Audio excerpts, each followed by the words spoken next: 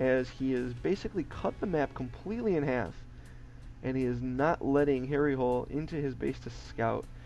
As I say that, Harry is going to send a very good attacking force down to the bottom. It looks like he will probably be able to clean this up without much trouble, but he will lose those medevacs. He lost one medevac, which is very deadly, and he stims his entire army. That was massive damage, basically 25% damage to his entire army that he did not really have to take there. And that one medevac is going to have to work overtime to get those guys healed up again as the scan comes down to check out the status of that army. And there is that third base, which sees the army still there, and it's going to turn around and head for safety down here at the southernmost expansion. So he is going to get up to 3 bases now, as we have a very heavy 01 Marine force going up against the 01 Marine and Marauder force for Harry. This could be a pretty good fight in the middle here if they choose to engage it. We have reinforcements streaming down from the north to the middle Zilnaga Tower. It looks like this is where the fight may occur. As they are grouping up, I'm going to go ahead and just watch Harry's army for a second here and see what he does. He actually moves his medevacs back. That is a lot of Vikings, folks. Those medevacs will not last very long at all. But seeing as a couple of the Marines are getting sucked in, those Marines are going to get pulled back. Oh my god, he knows there are siege tanks there now. He saw those shells go off, and he is actually going to back it up a little bit, and he is going to not engage because that wall of siege tanks is not going to allow any attack in this general area to be beneficial for Harry at all. And Nipton has his effectively first choke point into his base completely locked down. So it looks like we're going to go back into a little bit of a standoff here. The main base is getting scanned again, and it looks like those Vikings are going to make an expedition over to the main base. He has a good control group there. He has 11 that are going to be and likely taking out maybe quickly. He will go for those tech structures, but no, he's actually going to go right for the barracks. And the army spins and runs back home, and it looks like he can go right off his Vikings. The Marines are still able to shoot up, so he does take out 1, 2, and the rest are going to do it. If they're doubling back, they're going to see what happens. He's got 2 in that are in the red. He's got to be careful. He's lost the 3rd one now. He is down to 8 Vikings from his original 11, and 1 is very close in the red. That is down to 13 life points. It looks like at this point, Harry is sitting on about 160 supply, while Omnipotent is very close to max. So the Marines are going to come down here and knock down this wall so he can get this base saturated much faster. As the Marines over here that are now 1 war to the 01 army, they are going to engage in some areas where they're going to run up and get those out. And then we have the Marines coming from the south force and he's going to come in and he's going to engage the army. And you have nuke, folks. The nuke is going down, but who controls the nuke? I did not see a Ghost Academy with this. Oh no. He's got to get out of there. Nixon did not see the nuke coming. And then Nixon comes on. How much is going to clear out? Oh, it only takes out a small brigade of those Marines. And it definitely takes a big chunk out of that Duke tank. But that was a nuke that was not scouted. So obviously that was not Omnipotent's nuke. That was probably out of the Harry Hole camp. Oh, let's check the units and see if he does. Harry does have 2 ghosts on the map, so the ghosts are out there. They're going to back to the fort, and no Vikings trying to expect the drones right there that are right from the roof are going to get taken down by those Marines, and that was a very beneficial attack by Harry there. He was able to even out the area, except he did walk his army into that were able to go to the side. As the Marines comes in and the medevacs are doing the best that they can to save their respective armies, but it looks like Harry is going to be able to come out on top of that fight, even though he is down a little bit on food and his resources are very high.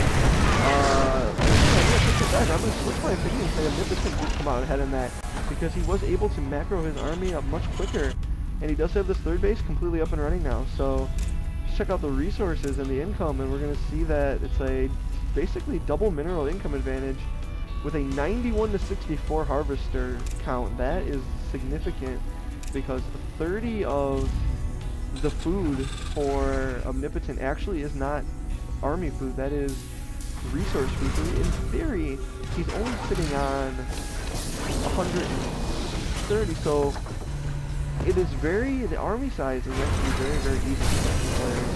As the Siege Tanks move up, they take the Naga, and they're going to unload on that army. Oh my god, that was a lot of damage. That looked like potentially 8 to 10 units that were just melted away by those Siege Tanks firing off around. As Harry does get the Punisher forces up and running, so now his income is still going to be significantly, significant. I think I just gave you guys very bad information. Oh, that's why. I'm sorry, reverse that. Green Omnipotent has mined out his main and his natural at this point, and he's just put down his 4th base. So it looks like this is going to be a very much more even game. 100 and 1 harvesters from Omnipotent. That is a wee bit too much in my opinion.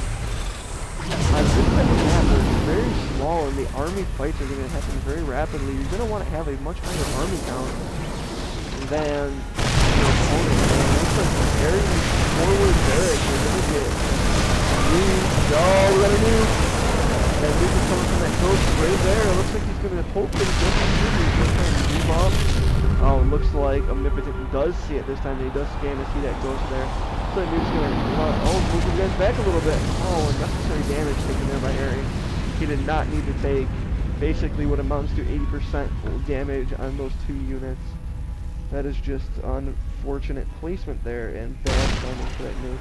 He has the sensor tower up in the front.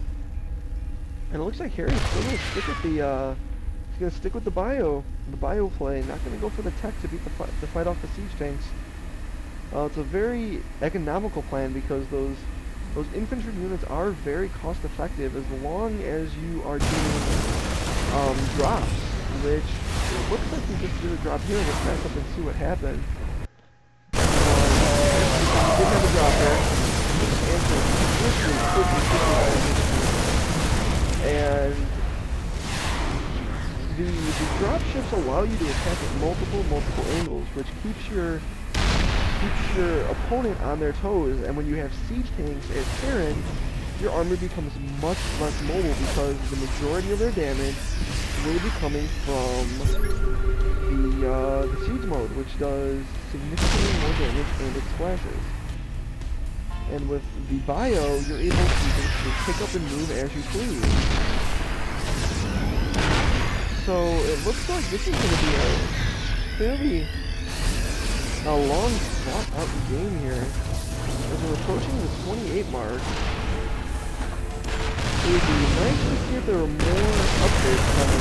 We have 1 upgrade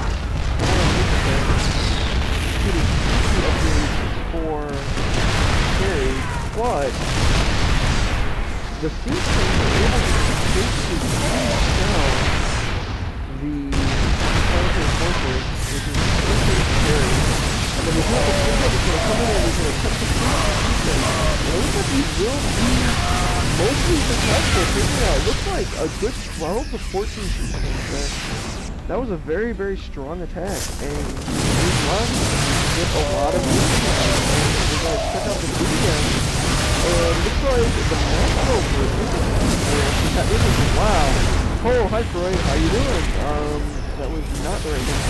Omnipotent is just so high. He's still at 177. And wow, it's the first time I've ever seen that. The orbital command lifted up and moved before the nuke down there. And it looks like he is going to attempt another nuke on the forward siege tank line. He is getting very close to getting this off. Those siege tanks are not moving. I don't think. Oh my god! Wow, everybody loves a good nuke, and that was a good nuke. And looks like he's going to follow it up with another nuke, but that ghost is going to get shelled. No. The siege tank saw him because of this missile turret, but he got up and left. Oh, that one marine is in a sipping ring. Okay, guys, here's the nuke. Oh my goodness, these nukes are being used to fairly good effect by Harry, but his army is still very, very, very low. Oh my, checking out the units again, we have 106 SUVs to 67. Oh geez, I have no idea where this game is going to go right now. The incomes are effectively the same, even though there are 40 more units for Omnipotent. And there's not much to do at this point. Omnipotent is maxed almost on his army again, but he does not have a lot of money in the bank to spend it on. So we have the Congo line of Marines that are going to be distance farming and now moving back to this 4th base and the 5th base, going up at the gold. So Omnipotent is going for a much larger economical battle, with Harry Holt going for the guerrilla warfare effectively. We have another push to claim this Velnaga tower. Checking out the units, the army composition here, we have 18 to 1 Marine Marauders for Omnipotent. Looks like the SUVs are suiciding in. I wonder if this is some type of sign of concession for him Omnipotent, but I don't think so. I think he was probably just clearing out some of that SUV usage, as he does not need that many anymore. Look over the resource. Yeah, he probably suicided 24 SUVs in there to clear up some supply cap, and now he's back up to 182 troops. So he is doing a great job of maintaining his macro. Still no vehicle for Omnipotent, but we do have still for Harry. So this game is going very late now. We're at the 33-minute mark. There's only 2 bases. We got another hit coming down right here, folks. That is a very aggressive move. Looks like he does not quite see it yet. He's not really moving this under. It's not too visible. It's going to come down.